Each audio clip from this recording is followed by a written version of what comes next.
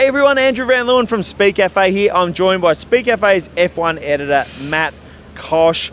What an amazing week it's been here in Melbourne. 24 hours ago, it was sweltering heat after qualifying, and here we are on race day. Matt's braving it with the short sleeves. I'm definitely not, because it is incredibly cold. It's been wet. It's been all sorts of things. I don't actually really know where to start. What did we see today, Matt? What was that? Well, in the words of Michael Massey, that was a motor race. But beyond that, I mean, it was just chaos out there, wasn't it? The weather just kept throwing, where do we start? It is that crazy. Lando Norris threw it off the road and won. Oscar Piastri threw it off the road and lost huge amounts of time. Isaac Hadjar in the fence before the race had even started.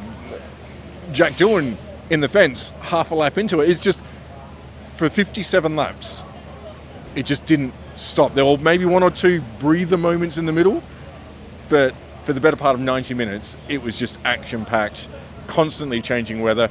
I seriously regret not bringing a jumper because it's properly cold here. The wind is immense, and that added to it as well. It's just been non-stop, and what a way to kick off the 2025 F1 season. Let's focus on the two Aussies to start with, and then we'll get on to Liam Lawson. As you flagged, a tough day for Jack Doohan.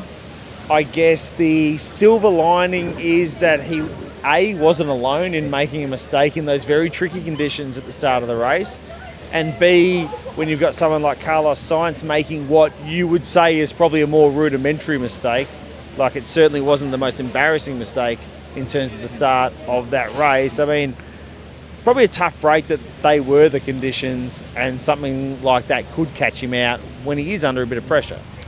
I don't think he's under as much pressure as we all make out. I've just come out of a chat with Ollie Oakes, the team principal there, and he's actually pretty impressed with what Jack's done this weekend. Yes, he crashed, and that's not ideal, but Ollie was sort of, well, he got a white line on a slippery track on lap one in a really busy part of the race. He's right in the midfield there. He understood it. He didn't like it, but he understood it. But what he really liked was the way that Jack jumped out the car and didn't let it bring him down. He understood that, yes, that's not ideal. He's made some work for the mechanics, but there's another opportunity in 7 days' time. We're at the Chinese Grand Prix in a week's time.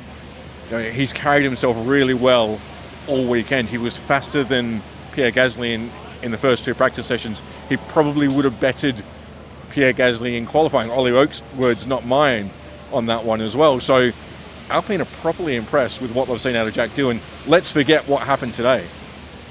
We have the McLaren hospitality just behind us here in the garage, to that side of us. Oscar Piastri so close to that history-making podium for an Australian driver. Have you heard from him? What kind of happened there? I mean, obviously Lando went off the road. I think, Max just barely held it on the island. Was there scope to maybe be a little more cautious once he saw another car off the road, or what's the feeling out of his camp? I haven't spoken to Oscar directly, but I have spoken to Andrea Stella, the team boss there, and they knew the weather was coming, and they had two approaches. Bring the cars in early and swap to inters, or leave them out and hope that they can brave it. The problem is it came in so suddenly.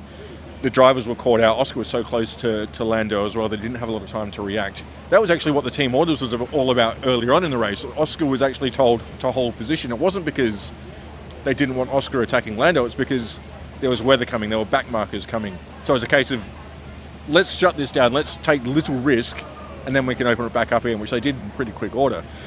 But in terms of going off the road, he just got unlucky. A little bit like Jack. Exactly the same mistake as what Lando Norris made, but Lando got through it a little bit better. And when he came on the road, his angle was just a little bit. Martin Brundle described it really well on the broadcast, that as he came back on the road, he just had a little bit more time to get purchase and get the car slowed down for the penultimate corner. Oscar didn't, and he slid it off, but he actually did a pretty good job to get the car out of that, because that's a race ender there. If he doesn't find reverse gear, which isn't the easiest thing to get in a Formula One car, that's game over. So he got back. Strong car pace in that car, so it's not an ideal start for Oscar, but Andrea said that he's going to have plenty of success this year. The move in and around Lewis Hamilton over the fast back section of the circuit right at the end there to claim that position, I mean, that's looked pretty fun. And that is exactly what Oscar is all about. He's cool under pressure. He didn't get flustered. Yes, he made a mistake, but he gathered it back up. He composed himself, and he delivered a result. He pulled 2 points out of the bag for 9th place when he was P13 at the restart. So that was a really good result in 3 or 4 laps at the final of the race. And who knows, that 2 points might be all important at the end of the season.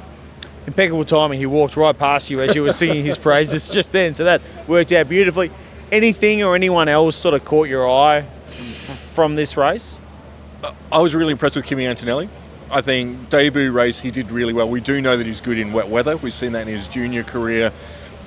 Did have that one moment at turn 4, but you can sort of excuse anyone for having a moment. I think everyone did. Fernando Alonso sprayed it down the wall at one point. So when guys like that are having issues, you know, you can't blame anyone for having a little off. So Kimi did well.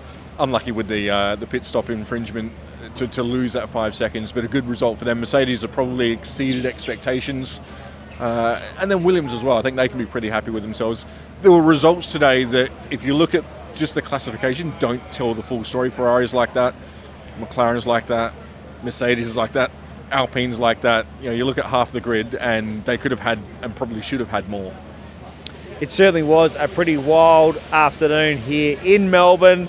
It has set up, as you said before, what does seem to be a really exciting Formula One season.